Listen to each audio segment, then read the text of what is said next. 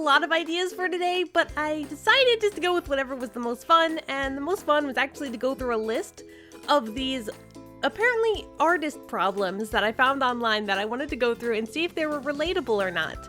You see, there's always these lists online that are like saying what the big art problems are and like what people deal with when they're artists, and I thought it'd be fun to go through it together and figure out which ones we relate with and which ones we don't. Because at first I was just going to talk about like something and I thought it would be like fun to talk about different things, but then this sounded the most fun, so I thought I might as well do what's the most fun to me, and you guys have to let me know what you think, because it's kind of like a very chill, casual type of video. And if you're wondering, I'm actually here drawing this is an adoptable OC we had adopted up on MyMino. On MyMino, we have live voice chats, we have adoptables, we have lots of contests, weekly contests and monthly contests. We can win drawings and win stuff like that, and tons of prizes. So I hope you guys will go check it out. We have a lot of fun up there. And this, like I said, was an adoptable that was actually sold off to someone. I think their name was Verb, if I'm not mistaken. I linked to them on the post, but I hope you guys will go check it out. We have a lot of fun up there. And let's see. Okay.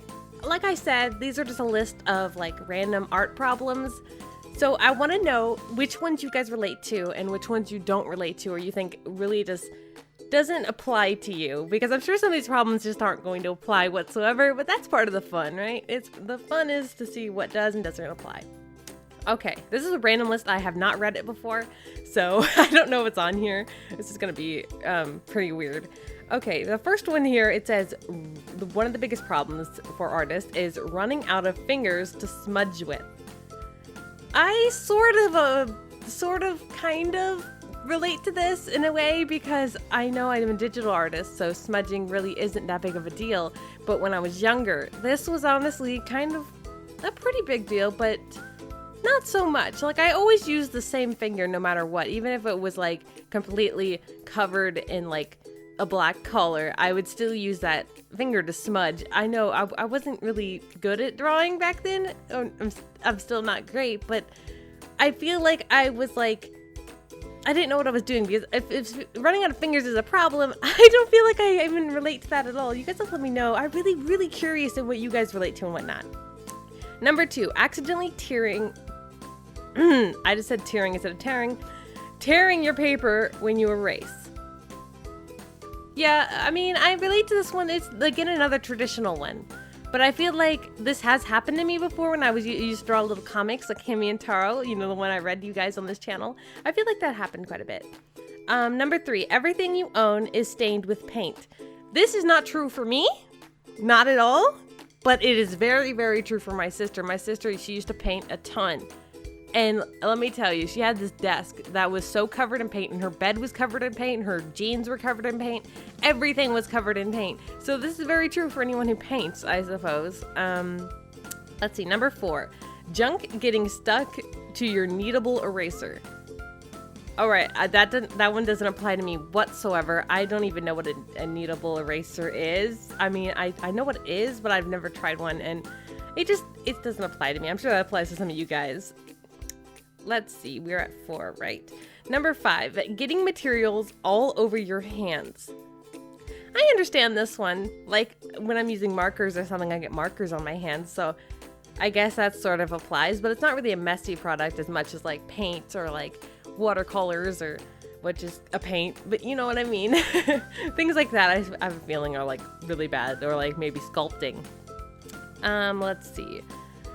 Number 6, being afraid of wasting great materials. And this one's actually, it is kind of that way for me, because when I do traditional stuff, every time I buy markers, I'm scared to use them, because I'm like, I'm gonna waste it on this, but then I just never use them, so why did I buy them in the first place? Because it doesn't make any sense, but I guess it's just how people work. 7, having doodles turn out better than formal pieces. I feel like this is kind of true for most everyone, where they doodle something and sketch something, and it's like, it's subtle, but it feels like it looks a lot better than when you're like trying to like make it like into line art. I feel like a lot of people struggle with turning like a sketch into line art and keeping it looking well, like what you want it to look like. Well, that one at least is relatable to me anyway. Number 8, people thinking art classes are an easy A. Okay, that one doesn't apply to me at all. I've never had an art class at, like, ever because I was homeschooled and all that, and I just never decided to take any art classes, even though it was like a passion of mine, and I just kind of self-taught myself. So that one, I don't know. You guys would have to tell me what you guys think of that one because I have no idea. 9, being unable to make a drawing symmetrical. This is true, but it's a lot easier to do probably digitally if you wanted, like if it was a straight on picture, it's easier to do digitally. But if it's a side picture, I guess it's not supposed to be symmetrical anyway, so.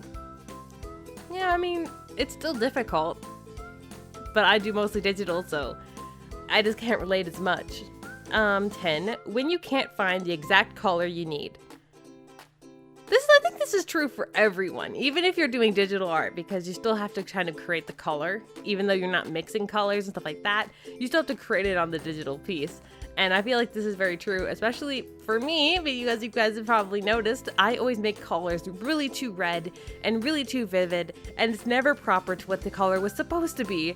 And I don't know why I struggle with that so bad, but that's probably one of my biggest struggles besides like anatomy, stuff like that, proportions. That's my biggest struggle is colors. I'm so bad at that.